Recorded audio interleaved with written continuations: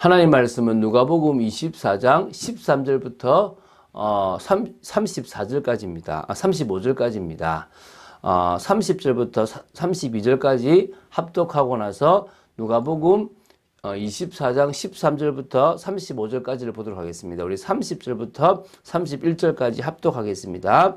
그들과 함께 음식 잡수실 때에 떡을 가지사 축사하시고 떼어 그들에게 주시니 그들의 눈이 밝아져 그인 줄 알아보더니 예수는 그들에게 보이지 아니하시는지라. 그들이 서로 말하되 길에서 우리에게 말씀하시고 우리에게 성경을 풀어주실 때 우리 속에서 마음이 뜨겁지 아니하더냐 하고. 아멘.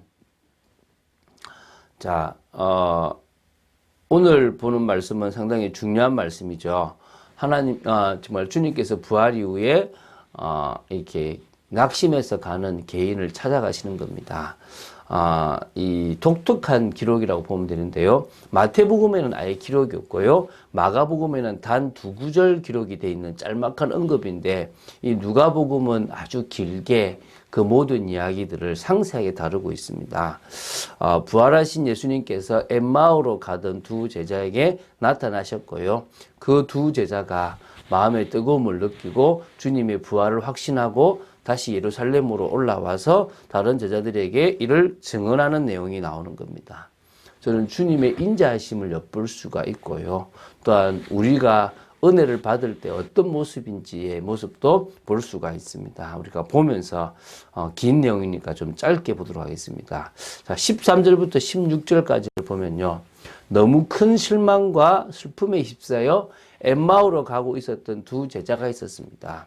예수님을 통해 이루려고 했던 모든 것이 물거품처럼 사라져 버렸기에 예수님 돌아가셨으니까 그렇죠? 고향으로 간 것이라고 보시면 됩니다. 엠마오는 예루살렘에서 25리쯤 약 11.2km 떨어진 곳에 위치해 있었다고 합니다. 근데 사실은 따뜻한 샘물이라는 뜻이 엠마오인데 정확한 위치가 어딘지 사실은 잘 모릅니다. 그냥 성경에 25리 정도 된다고 하니까 그 정도 되겠구나라고 생각을 하는 겁니다. 두 제자는요, 예루살렘에서 모든 된 일을 서로 이야기하면서 내려갔는데 얼마나 이야기에 집중했던지 이 예수님이 그들 가까이에 이르러 그들과 동행하셨는데도 눈이 가려져서 예수님이신 줄 알아보지도 못했다고 기록되어 있습니다. 그러니까 예수님이 부활하신 몸을 입었기 때문에 처음에 봤을 때는 못 알아보실 수도 있다고 생각이 되고요. 이 영안이 열렸다면 바로 알아볼 수도 있는데 못 알아봤다고 생각하시면 됩니다. 내려가는 길에 예루살렘에서 일어났던 예수님과 관계되어 있는 죽으심과 부활에 대한 이야기를 나누었다고 보시면 됩니다. 자, 17절부터 27절까지 긴 내용인데요. 잠시 보시면요. 자, 이제 두 제자는 예수님과 함께 예루살렘에 일어났던 예수님에 대한 이야기를 예수님과 함께 나누고 있습니다. 이제 그 이야기를 하고자 할 때 두 제자는 슬픈 빛을 띠고 머물러 설 정도로 마음이 힘들었다는 것입니다. 그 정도로 예수님을 믿었고 또 예수님을 통해서 다가올 나라를 이룰 거라고 믿었다는 거죠. 자, 그래서 이제 제자 중에서 한 명이 글로바라고 하는 제자가 있는데 이 사람이 이제 누구인지에 대해서는 좀 의견이 분분합니다. 대체적으로 요한복음 19장 25절에 언급된 마리아의 남편 정도로 이렇게 작은 야고보와 요새의 아버지 정도로 이렇게 나오는 그게 아마 지배적으로 이렇게 나옵니다.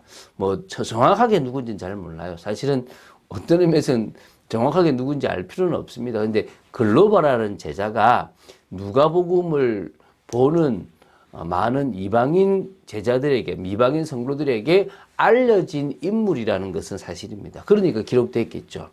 마가복음에도 보면은 시몬의 두 아들 알렉산더와 루포라는 그 이름이 기록됐지 않습니까? 그것을 기록한 이유가 역시 그것을 읽는 사람들이 이 구레네 시몬이 누군지를 알기 위해서 왜 알렉산더와 루포는 알고 있으니까 지금도 이 글로바라는 이름을 기록한 이유가 그런 의미도 아마 있지 않나라고 봅니다.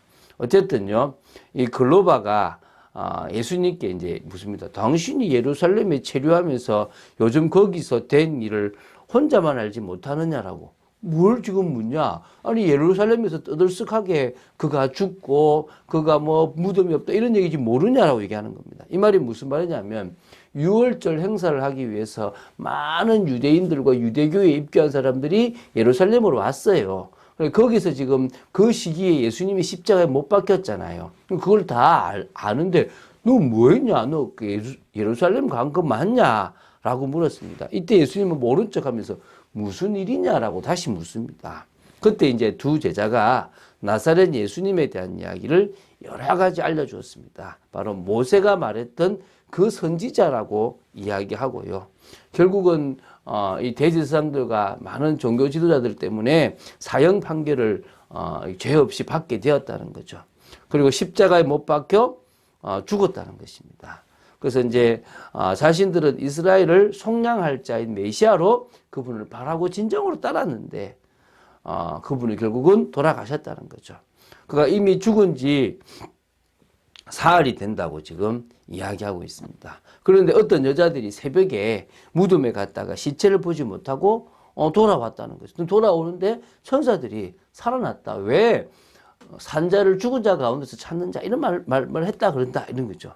그리고 제자 중 두어 사람이 무덤에 가서 시체가 없는 것을 보았지만 자신들은 못 보고 지금 낙심 중에 엠마오로 가고 있다는 얘기를 하고 있는 겁니다. 자, 우리가 지금 이런 얘기들을 왜 하냐 그러면 이 사람들의 이야기가 아니라 여러분들의 이야기일 수도 있다는 거예요. 무슨 얘기냐 그러면 여러분들은 지금 주님의 말씀을 듣고 낙심해 있을 때가 없습니까? 다른 사람의 이야기에 대해서는 되게 하나님 살아계시지라고 막상 이야기하는데 내 이야기에 대해서는 내 문제에 대해서는 갈등하고 힘들어하진 않습니까? 그럼 결국은 이 엠마오의 두 제자와 다를 게 뭐 있냐는 거예요. 그래서 예수님께서 25절부터 말씀을 풀어주시기 전에 먼저 책망부터 하십니다.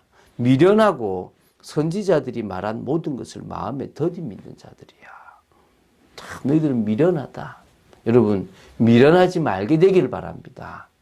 선지자들이 말했던 그 구약의 예언들이 지금 성취됐는데 그것을 참 더디 믿고 잘 못 믿고 의심하고 부정하는 또 아예 모르는 무지 속에 있는 자들아 좀 정신을 차려라. 그렇게 내가 얘기했는지 모르냐 이제 이런 의미죠.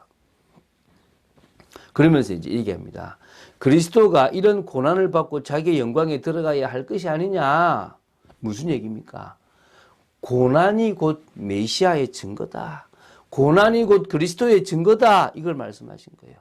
모세와 모든 선지자들이 그를 통해서 그리스도가 고난받고 죽으셔야 될 것에 대해서 이야기를 하신 거예요. 자, 이제 28절부터 31절입니다. 이야기를 한참 하고 가는데 날이 저물고 마을에 이르는 겁니다. 이들은 여기서 이제 머물려고 마음을 먹었다는 겁니다. 그래서 같이 유하자고 이야기를 하는데요. 예수님은 더 가시려고 하는 겁니다. 그때 그때 제자들은 예수님이 누구신지는 정확하게 몰라도 이분의 말씀을 들을 때 마음이 뜨거웠던 것이 있었기 때문에 같이 유하자고 막 이렇게 권면하고 청한 겁니다. 예수님은 같이 들어가셨어요. 그곳에서 그러니까 그 음식을 같이 잡수시는데요. 근데 떡을 가지사 축사를 하시고 떼어 주신 겁니다. 그것을 받는 순간에 영안이 탁 열려서요. 뭘 봤습니까? 예수님이시구나라는 것을 알게 된 거예요. 근데 그때 예수님은 사라져 버리신 거예요. 이게 지금 큰 체험이잖아요. 그래서 이제 그들이 이제 서로 이야기를 합니다. 한마디로 말하면 지금 믿음을 주시기 위해서 또 이 복음의 비밀, 그리스도의 비밀을 풀어주시기 위해서 그들과 함께 걸어가셨고 또 그들에게 설명해 주셨고 그들이 알아들을 때까지 기다려 주신 거예요. 지금도 주님은 우리에게 이렇게 하시는 겁니다. 우리가 지금 하나님과의 관계에서 막혀 있고 뭔가를 못 깨닫고 있을 때 주님은 기다려 주십니다. 우리가 다 내려놓고 주님 앞에 설 때까지. 여러분 정말 서게 되기를 바랍니다. 32절부터 35절을 이제 보겠습니다. 이제 두 제자는 서로 중요한 사실을 나누었습니다. 야, 나는 길에서 그분이 말씀을 풀어주시는데 내 마음이 뜨거웠다. 너도 그러냐? 나도 그렇다.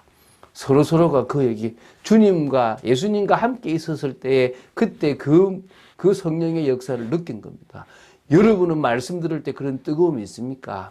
지금 내가 원하는 말씀을 들어서 뜨거워야 되는 겁니까? 아닙니다.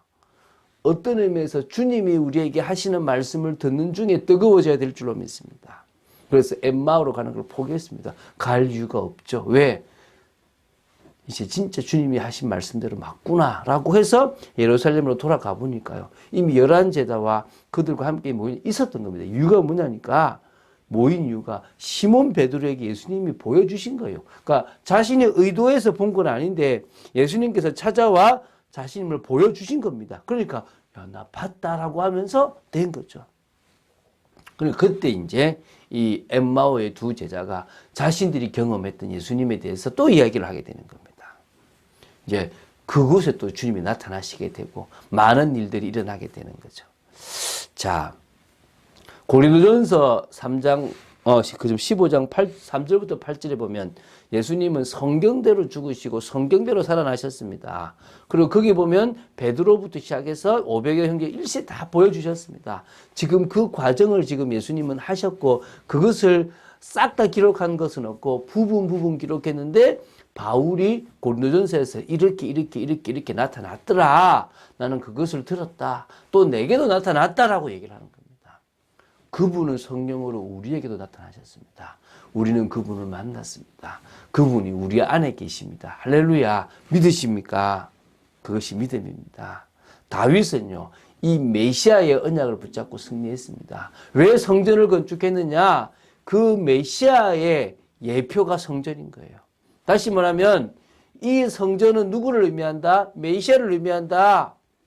다시 말하면 이 성전의 완성은 누구를 통해서 이루어질 것이다? 메시아다. 언약계 모든 게 다 메시아다. 예수 그리스도로 완성될 걸 안 겁니다. 그래서 자신의 일평생에 이 메시아의 언약을 성취하고 싶었던 거예요. 그 해야 될 자신의 일을 했다는 것입니다. 믿습니까? 오늘 그 일에 쓰임받았던 다윗, 부족하고 연약하지만 우리도 쓰임받을 거기 때문에 복음과 언약 안에서 올바른 중심, 사단의 통로가 되는 우리의 자아를 복음 안에서 회복하는 것, 전도자의 인생으로 언약을 성취하는 그런 사명 감당하는 삶. 그래서 우리는요, 계속 이번 주 기도합니다. 자꾸 계속 얘기하거든요. 우리는 어떤 상황 속에서도 세계 선교를 준비할 것이다. 할렐루야. 코로나 이후에 또 핍박 이후에 우리는 세계 선교를 어떻게 준비할 것인지 보게 되기를 주 예수 그리스도 이름으로 축원드립니다. 주는 그리스도시요 살아계신 하나님의 아들이심을 고백합니다. 믿음으로 서 있기 원합니다. 말씀 따라 서 있기 원합니다. 하나님의 뜻을 이루는 귀한 삶으로 서 있기 원하며 주님이 우리를 찾아오셔서 우리에게 말씀을 주시고 우리를 뜨겁게 하신 그 은혜를 잊지 않고 정말 주님이 원하시는 삶을 살아가는 저희들 되도록 지켜주시옵소서. 주 예수 그리스도 이름으로 기도드립니다. 아멘.